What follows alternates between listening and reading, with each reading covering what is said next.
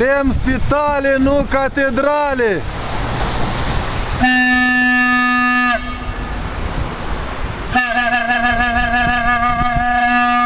Opriți finanțarea cultelor religioase!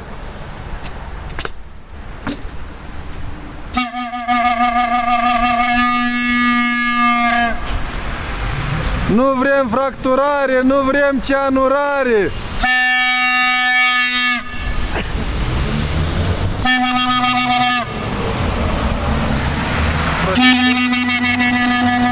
Protestăm în mod tradițional fiecare duminică la Ambasada României de la Chișinău ca să susținem pe cei ecologiști și activiști civici din România care protestează împotriva abuzurilor de la Pungești, de la București.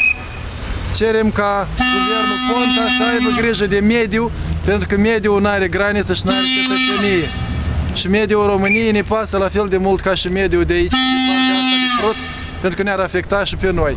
De asemenea, cerem ca jandarmii români să respecte drepturile manifestanților pașnici, să nu intervină brutal, cum s-a întâmplat, iată, chiar împotriva fratelui meu, la acțiunea de lângă BU1 TV.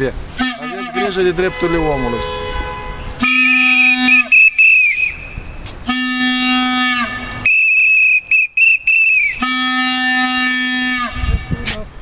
Țureac n-ai, așa-i? Nu vrem fracturare și nu vrem cianurare! Nu vrem finanțarea cultelor religioase!